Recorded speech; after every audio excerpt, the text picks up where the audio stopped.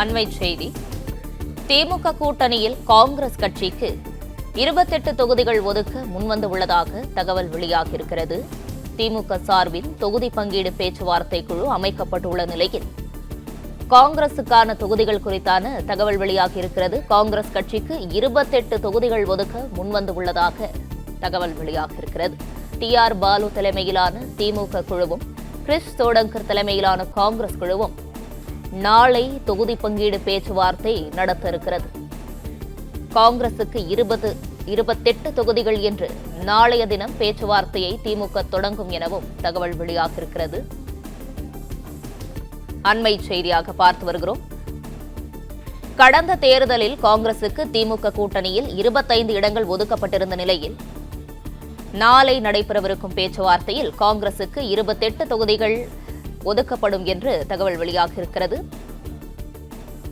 மேலும் விவரங்களோடு இணைந்திருக்கிறார் செய்தியாளர் ஜெபர்சன். ஜெபர்சன், வணக்கம். விவரங்களை பகிரலாம்.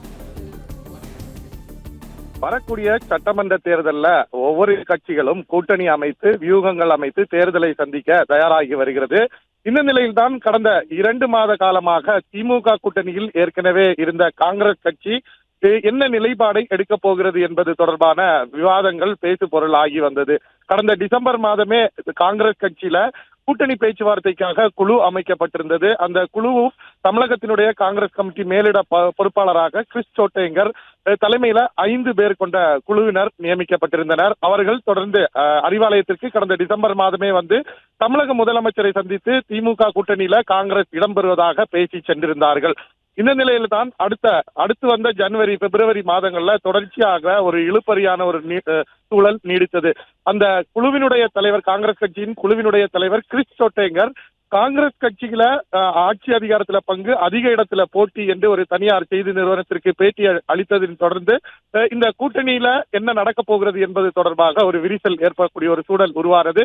கிறிஸ் சோட்டேங்கருடைய கருத்தை தமிழக காங்கிரசினுடைய மூத்த தலைவர்கள், அதே போல MP மாணிக்கம் தாகூர் என தொடர்ச்சியாக அவர்களும் வலியுறுத்தி பேச தொடங்கியதன் விளைவாக திமுகவினரும் இதற்கு எதிர்கருத்துக்களை பேச தொடங்கி வந்தனர். இந்த நிலையில் தான் திமுக கூட்டணியில காங்கிரஸ் நீடிக்குமா என்ற கேள்வி எழுந்திருந்தது. இந்த நிலையில் இன்று திமுகவிலும் பேச்சுவார்த்தை நடத்துவதற்காக குழு அமைக்கப்பட்டிருக்கிறது. TR பாலு தலைமையில 5 பேர் கொண்ட குழுவினரை திமுகவினரும் அறிவித்திருக்கிறார்கள். இந்த நிலையில் ஏற்கனவே திமுகவினர் தெரிவித்தது போல 22ஆம் தேதியிலிருந்து கூட்டணி கட்சிகளோடு பேச்சுவார்த்தை குழுவினர் பேசுவார்கள் என்று தெரிவிக்கப்பட்டிருந்தது. இந்த நிலையில் தான் தற்போது திமுக கூட்டணியில காங்கிரசுக்கு 28 இடங்கள் ஒதுக்க திமுக முன்வந்திருப்பதாகவும், இது தொடர்பான அதிகாரப்பூர்வ பேச்சுவார்த்தை திமுக பேச்சுவார்த்தை குழுவும் காங்கிரஸ் பேச்சுவார்த்தை குழுவும் நாளை அறிவாலயத்தில் பேச இருப்பதாக தகவல் வெளியாகியிருக்கிறது.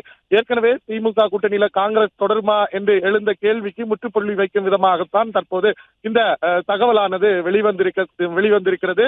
கடந்த முறை 25 தொகுதிகளில் போட்டியிட்ட காங்கிரஸ் தொகுதிக்கு கூடுதலாக 3 இடங்களை கூட கொடுப்பதற்கு திமுக முன்வந்திருக்கிறது.